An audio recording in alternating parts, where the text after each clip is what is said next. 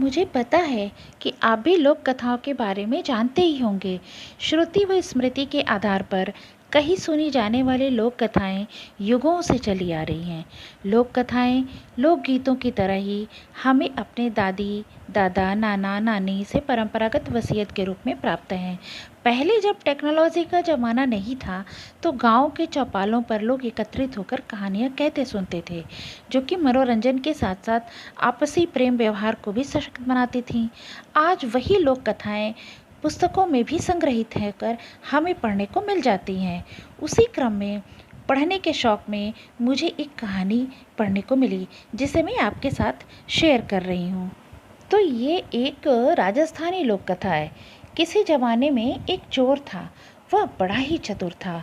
लोगों का कहना था कि वह आदमी की आंखों का काजल तक उड़ा सकता था। एक दिन उस चोर ने सोचा कि जब तक वह राजधानी में नहीं जाएगा और अपना कर्तव्य नहीं दिखाएगा, तब तक चोरों के बीच उसकी धाक नहीं जमेगी। यह सोच करके वह राजधानी की ओर रवाना हुआ और वहां पहुंचकर उसने यह देखने के लिए नगर का चक्कर लगाया कि कहाँ क्या कर सकता है।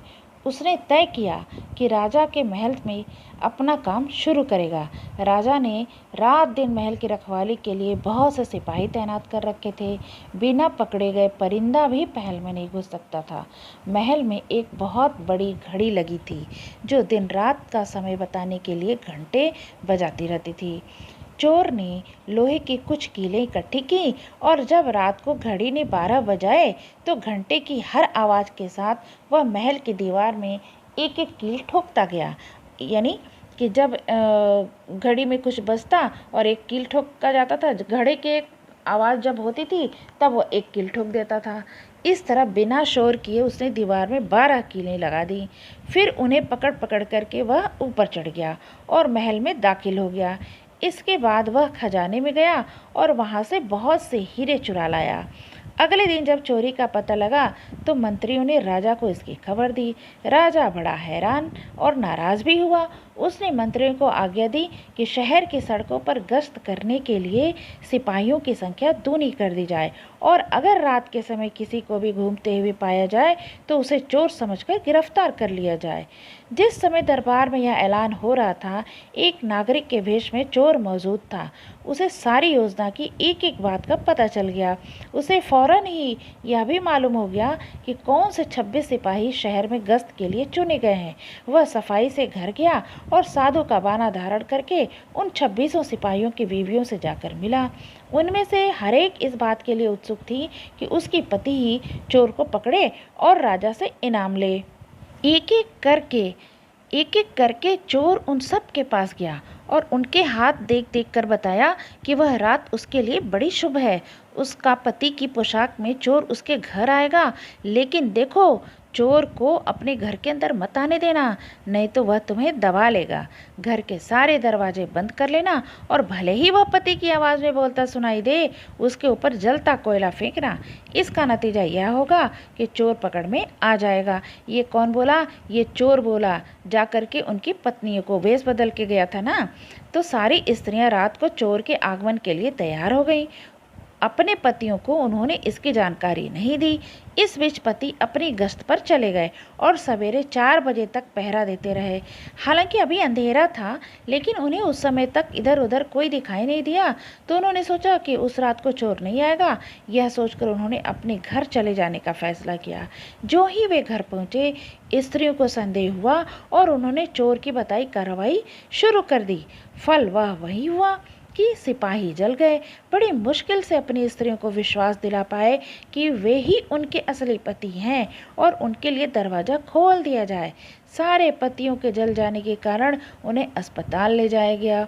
दूसरे दिन राजा दरबार में आया तो उसे सारा हाल सुनाया गया। सुनकर राजा बहुत चिंतित हुआ और उसने कोतवाल को आदेश दिया कि वह स्वयं जाकर चोर पकड़े। उस रात कोतवाल ने तैयार होकर शहर का पहरा देना शुरू किया। जब वह एक गली में जा रहा था तो चोर ने जवाब दिया, मैं चोर हूँ। कोतवाल ने समझा कि वो उसके साथ मजाक कर रही है। उसने कहा, मजाक छोड़ो और अगर तुम चोर हो तो मेरे साथ आओ, मैं तुम्हें काठ में डाल दूंगा। काठ में डाल दूंगा मतलब कि पहले काठ के घर बनाए जाते थे संदूक की तरह से बड़े बड़े, जिसमें कि और दरवाज़ा लगा होता था और उसमें आदमी को बंद कर दिया जाता था। तो वही उसने बोला कि मैं तुम्हें काठ में डाल दूंगा।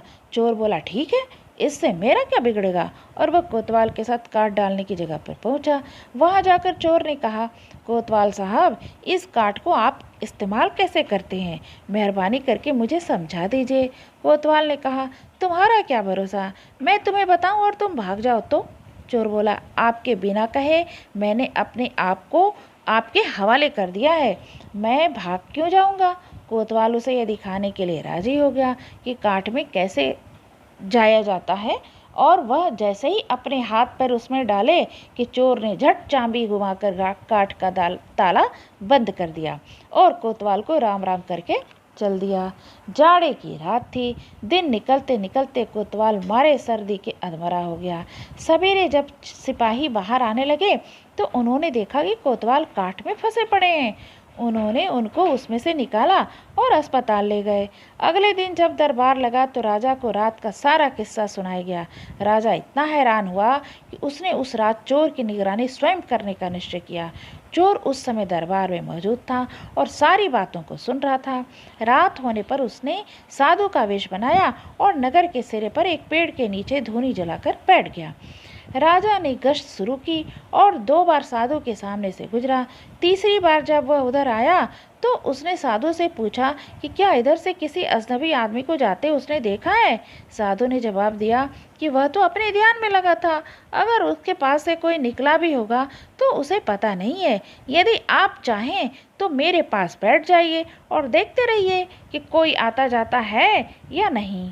यह सुनकर राजा के दिमाग में एक बात आई और उसने फौरन तय किया कि वह साधु उसकी पोशाक पहनकर शहर का चक्कर लगाए और वह साधु के कपड़े पहनकर वहां चोर की तलाश में बैठे। आपस में काफ़ी बहस मुबाहिसें हुई और 2-3 बार इनकार करने के बाद आखिर चोर राजा की बात मानने को राजी हो गया और उन्होंने आपस में कपड़े बदल लिए। चोर तत्काल राजा के घोड़े पर सवार होकर महल में पहुंचा और राजा के सोने के कमरे में जाकर आराम से सो गया। बेचारा राजा साधु बना चोर को पकड़ने के लिए इंतजार करता रहा।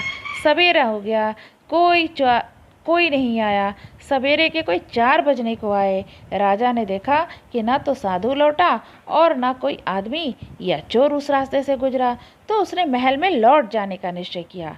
लेकिन जब वह महल के फाटक पर पहुंचा तो संतरियों ने सोचा, राजा तो पहले ही आ चुका है, ये कौन है, हो न हो यह चोर है जो राजा बनकर महल में घुसना चाहता है। उन्होंने राजा को पकड़ लिया और काल कोठरी में डाल दिया। राजा ने शोर मचाया पर किसी ने भी उसकी बात न सुनी। दिन का उजाला होने पर काल कोठरी का पहरा देने वाला संतरी जब राजा का चेहरा देखा तो पहचान लिया और डर के मारे थरथर कांपने लगा। वह राजा के पैरों में गिर पड़ा। राजा ने सारे सिपाहियों को बुलाया और महल में ले गया। उधर चोर जो रात भर राजा के कमरे में महल में सोया हुआ था, सूरज की पहली किरण फुटते ही राजा की पोशाक में और उसी के घोड़े पर रफू चक्कर हो गया। अगले दिन जब राजा अपने दरबार में पहुंचा तो बहुत ही हैरान था। उसने ऐलान किया कि अगर चोर उसके सामने उपस्थित हो जाएगा तो वह उसे माफ़ कर दिएगा और उसके खिलाफ कोई कार्रवाई भी नहीं की जाएगी, बल्कि उसकी चतुराई के लिए उसे इनाम भी मिलेगा। चोर वहाँ वेश बदल के मौजूद था ही फौरन राजा के सामने आ गया और बोला, महाराज, मैं ही वह अपराधी हूँ। इसके सबूत में उसने राजा के महल से जो कुछ चुराया था वह सब सामने रख दिया, राजा की पोशाक और उसका घोड़ा भी। राजा ने उसे गांव में इनाम में दिए और उसे कई गांव इनाम में दिए और वादा कराया कि वह आगे से चोरी करना छोड़ देगा। इसके बाद से चोर खूब आनंद से रहने लगा।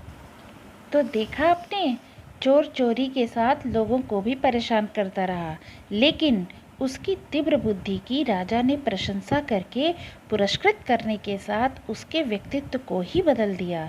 कहानी कैसी लगी कमेंट में बताइएगा। तब तक मैं एक और रोचक कहानी लेकर आती हूँ।